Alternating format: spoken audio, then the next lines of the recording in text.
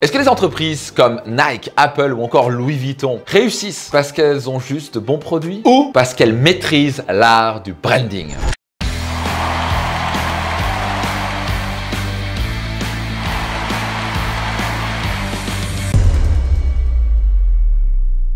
Bonjour très chers leaders et entrepreneurs, on va voir dans cette vidéo le secret du branding pour faire exploser vos ventes. Un secret que tellement peu d'entrepreneurs ne comprennent pas, n'utilisent pas et n'exploitent pas, ce qui est bien dommage, que ça a le pouvoir vraiment de transformer vos résultats dans les prochains mois et années. Donc je vous invite à ouvrir grand vos oreilles. Avant que je vous partage qu'est-ce que le branding et comment vous pouvez l'utiliser à votre avantage, je suis Max Piccinini, je suis mentor, master coach, auteur best-seller du livre Réussite Maximum. Et ma grande passion, c'est de vous aider, vous les entrepreneurs, à devenir financièrement libres et épanouis sur le chemin. J'ai l'honneur d'accompagner plus de 150 000 entrepreneurs à travers le monde, à travers mes différents programmes et séminaires. Et je peux vous dire une chose, le branding, c'est puissant. Et si vous savez bien l'utiliser, ça va faire une grande différence pour vous. Parce que le branding, ce n'est pas juste un logo ou un slogan. C'est bien plus que cela. C'est comme un tatouage pour votre entreprise. Un tatouage visible qui dit au monde entier ce que vous faites, comment vous le faites et pourquoi vous le faites. C'est aussi une promesse que vous faites à vos clients. Si vous la brisez, ils vont crier sur les toits, comme si vous veniez de leur marcher sur le doigt de pied. Par exemple, si vous prenez l'entreprise Harley-Davidson, qui représente le côté masculin et l'aventure sur la route, les gens qui les conduisent, ils ont des tatouages de partout, les voitures ont un côté très masculin, noir, très puissant. Et si d'un coup, la marque Harley-Davidson allait sortir des mobylettes roses, ce serait littéralement une insulte à tous leurs clients. Parce que ce serait complètement l'opposé de ce que la marque représente. Donc le branding va bien au-delà juste d'un logo d'une entreprise. Il englobe tous les éléments qui définissent l'identité de la marque. Donc maintenant, je vais vous partager les différents éléments qui représentent le branding. Comme ça, vous pouvez vous dire, tiens, je comprends mieux le branding et surtout, tiens, quels sont les éléments que nous, on doit développer de notre côté, dans notre entreprise, pour avoir un branding bien plus puissant. Pour ça, le branding n'est pas réservé pour les grandes entreprises. Si vous avez une entreprise à taille humaine, simplement vous êtes le seul entrepreneur, vous êtes un solopreneur, vous êtes la marque. Et donc la question, c'est qu'est-ce que vous communiquez à vos clients. Donc, quelle que soit la taille de votre entreprise, il y a ces différents éléments qui vont faire en sorte que les gens vont parler de votre marque, penser de votre marque. Mais donc, quels sont ces éléments? Ça commence par, bien sûr, le nom de la marque. Une des règles, c'est le plus court, c'est le plus simple, c'est à retenir. Là, je vais vous prendre un exemple, simplement la marraine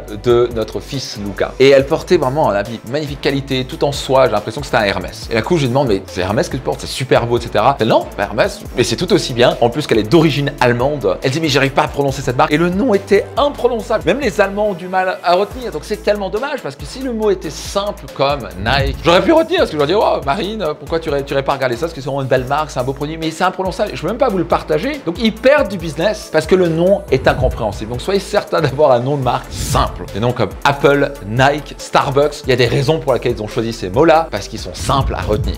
Deuxième élément, c'est bien sûr le logo et le design. Les éléments visuels que représente votre marque. Et vous voulez que ce soit cohérent partout. On va dire, vous avez votre logo, c'est bien, mais votre logo est d'un coup en différentes couleurs, grand et petit, et on comprend rien. On a l'impression que c'est deux entreprises différentes. Donc, vous êtes certain d'avoir une cohérence de marque. C'est le terme utilisé par nos amis de la com et du branding. Si vous prenez l'exemple de la marque Hermès, elle représente plus une marque bien sûr de luxe, mais aussi de tradition. Si maintenant Hermès commence à faire des trucs un peu futuristes avec des couleurs vert flashy, ça risque de pas fonctionner. Il n'y a pas de cohérence avec la marque. Donc si vous regardez où que vous soyez dans le monde, vous pouvez aller à Singapour, aux États-Unis, en Angleterre, en France. Quand vous allez voir Hermès, c'est le même logo, c'est la même couleur. On sent qu'on est chez Hermès. Un des éléments aussi bien sûr de la marque, du branding, c'est le slogan ou la devise. Bien sûr chez Nike, c'est Just Do It. Ou encore Apple, c'est Think Different. Ce n'est pas un élément obligatoire pour réussir, mais ça donne un sérieux poids dans votre communication. Un autre élément, c'est la personnalité de la marque, les traits de caractère et les qualités humaines associées à la marque. Est-ce que ça représente la qualité ou encore le côté cheap des choses? Par exemple, vous regardez EasyJet, ils sont pas en train de communiquer sur la qualité, ils sont en train de communiquer bien sûr sur le prix. Si vous regardez chez Emirates, que je vole régulièrement, là on est vraiment dans le luxe, dans la qualité, dans l'exception. Un autre élément du branding, c'est le positionnement de la marque. Comment la marque se différencie de toute la concurrence et savoir le communiquer en images, en visuel, avec des mots. C'est vraiment pas facile. Mais c'est un travail fondamental à faire parce que sinon, si vous n'êtes pas clair sur pourquoi vous êtes différent, comment vous voulez que les clients le dominent? Il n'y a rien de pire qu'être une marque qui est comme les autres. Si vous êtes en blanc et que toute votre concurrence est en blanc, le client va dire, mais en fait, ils sont tous les mêmes. C'est tous des clones. Et ça donne pas vraiment envie de travailler avec vous. Par contre, si vous démarquez en disant, nous, on est jaune. Alors, certains détestent le jaune, ils vont pas aller chez vous. Mais par contre, ceux qui adorent le jaune, vous allez les attirer comme du miel. Donc, notez ça attentivement. Pour réussir en affaires, vous n'avez pas forcément besoin d'être meilleur. Vous avez juste besoin besoin d'être différent. Autre élément de la marque, c'est les valeurs de votre entreprise. Qu'est-ce qu'elle représente? Est-ce que c'est de contribuer à un monde meilleur? Qu'est-ce que vous valorisez? Vous êtes certain de la communiquer clairement dans vos emails, dans vos flyers. Les valeurs de la marque doivent transpirer. Quelles sont vos valeurs? Est-ce qu'elles sont clairement communiquées? C'est pas le cas, vous avez du pain sur la planche. Une autre chose fondamentale, c'est l'expérience de la marque. Comment les clients perçoivent et comment ils interagissent avec votre marque. Gravez ça dans votre esprit. L'objectif du branding est de créer une perception distincte et positive de votre marque. Il faut que les consommateurs ou vos clients disent « je sens qu'elle est différente, je ressens une émotion positive à la marque ». Parce que s'ils ressentent une émotion négative à la marque, ils ne vont pas acheter. Donc un bon branding, ça va vous aider à vous différencier, à attirer et fidéliser vos clients et à créer une connexion émotionnelle positive avec vos clients. Si je prends l'exemple bien sûr d'Apple, qui est synonyme d'innovation, de design. On va le mentionner, c'est vraiment l'entreprise la plus valorisée du monde et il suffit de voir la loyauté des clients. Certains vont se lever à 4 h du matin et faire la queue pour obtenir le tout dernier iPhone. Au passage, quand vous avez une marque forte, vos consommateurs sont même prêts à payer plus cher parce qu'ils se sentent à la maison. Et surtout, ils ont une connexion émotionnelle positive à la marque. Quand vous arrivez à faire ça, attendez-vous à